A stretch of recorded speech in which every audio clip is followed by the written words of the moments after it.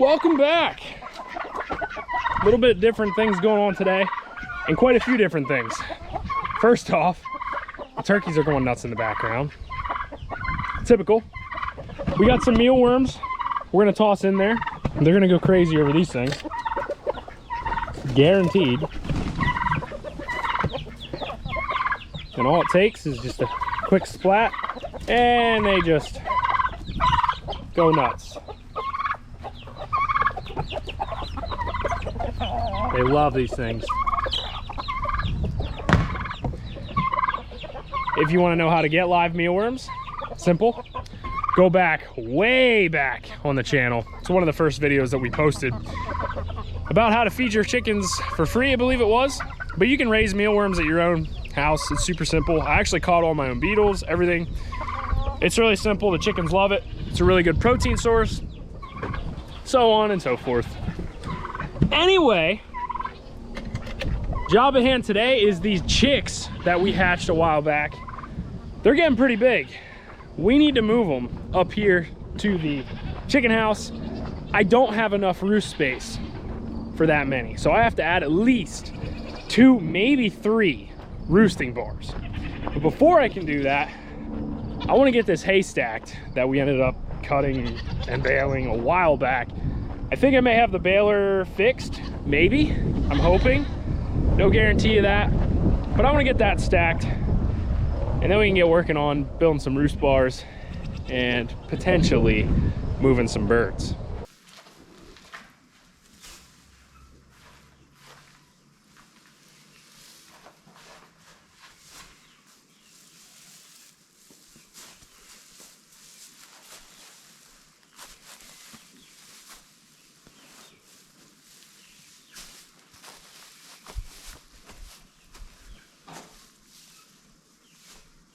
We also got a delivery of feed yesterday that I got to put away, along with some scratch grain for the chickens.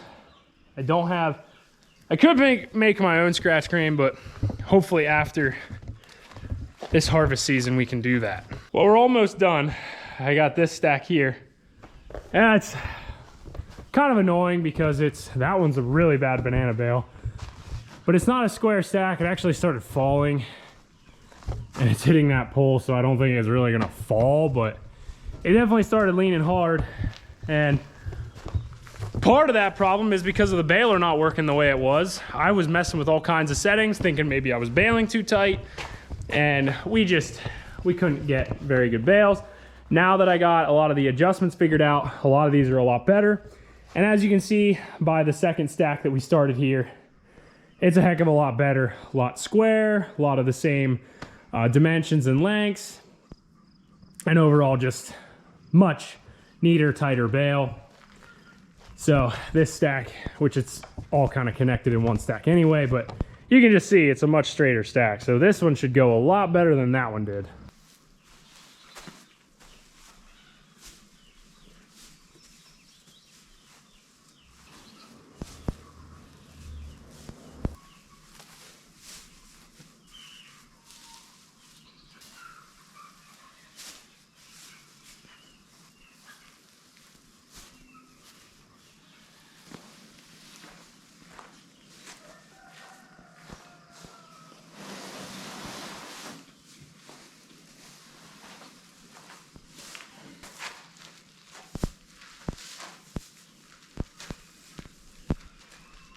Well, all this is finally unloaded. Put the crappy bales here and some more over there. Some of them are terrible. I got a bad feeling about this front corner here. I don't know what happened up here. There must have been something down low that really got twisted, but you can see that's really leaning, and I just have a bad feeling that I'm not going to be able to really pull that back, and I'll get this all stacked up and it's going to end up falling over and making me unhappy for whatever day it decides to do that. Anyway, for right now, again, this side here is working out really well because I think we, got the baler figured out and have it actually making tight bales. So whatever, it is what it is. But now on to moving chicks, and we'll see what we can do with that. So currently I have 4 roost bars in here right now. I kind of wish I would have done like a ladder type thing and made these roost bars start like up towards that window, or maybe even a little higher, and then just kind of gradually come down like a ladder effect. I feel like I could have gotten a lot more roost bars in here doing it that way. So I don't know. These are spaced apart 15 inches and I made them removable, so they just slide out of there.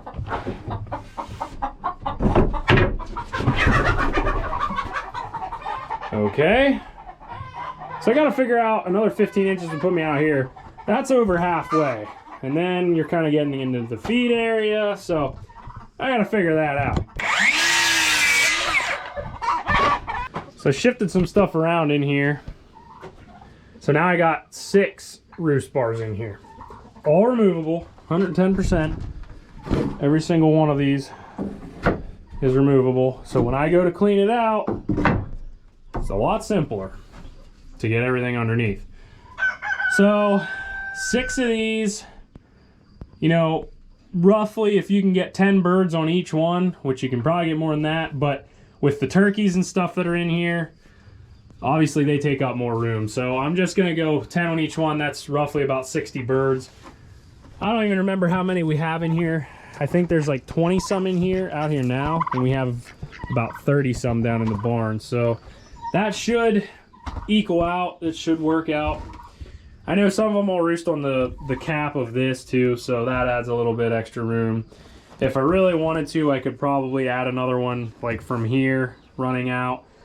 But again, and I could make it that's removable as well, but I think I'm gonna try 6 right now. I added 2, I only had 4 to begin with, so we'll try that.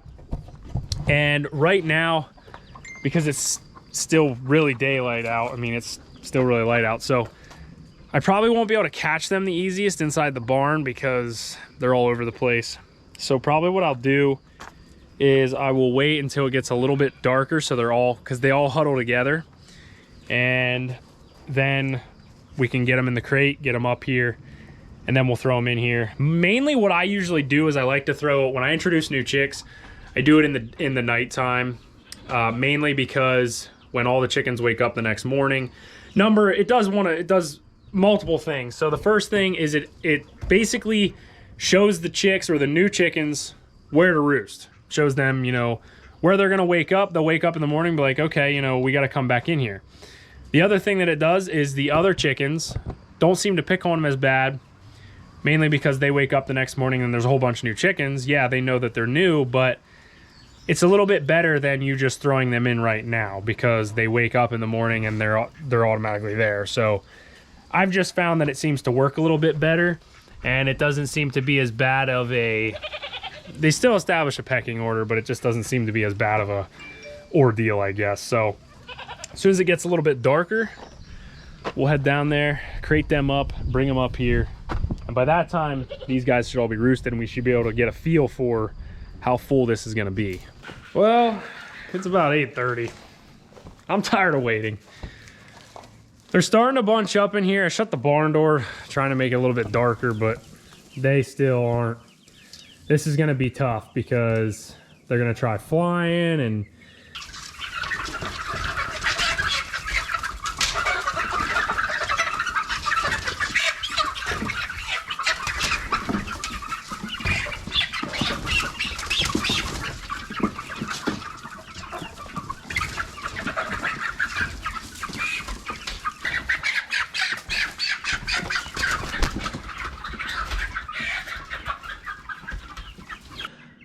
we got them all. Oh my word. I don't want to lift that crate because I know it's going to be heavy. But now we'll put them on the back of the four-wheeler, take them up there. It's still not quite dark enough. The other chickens should be starting to go in. So we'll kind of see what we can do. We got some interesting colorations.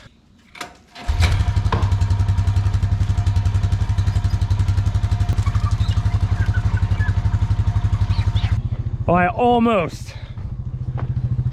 There was one that was coming back out as I pulled up. So we timed it right.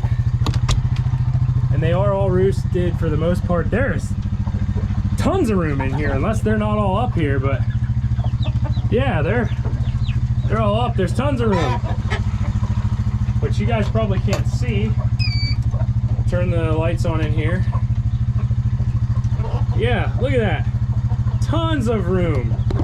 Now you guys are all gonna want to jump down.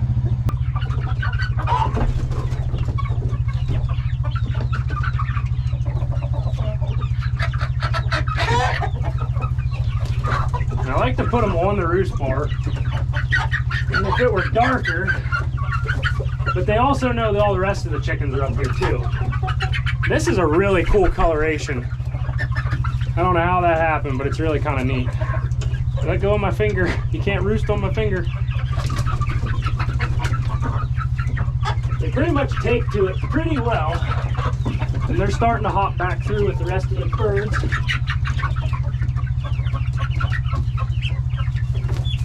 It's so dusty in here. It's interesting how we ended up with kind of like a barred rock looking one when we don't have any of those. So that's kind of interesting, kind of neat. Some of them are flying back down. That's all right.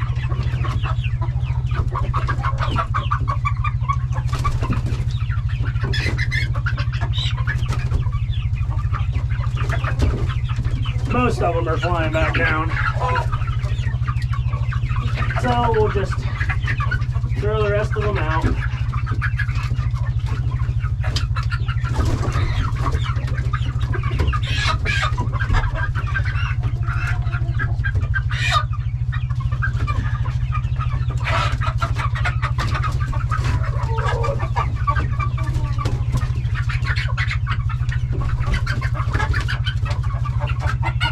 That one's neat too.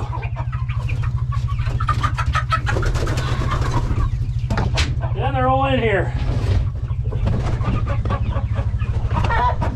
It's super dusty. I think a lot of them actually, some of them are still up there, back there. Oh my goodness. And the majority of them are back down there with the duck.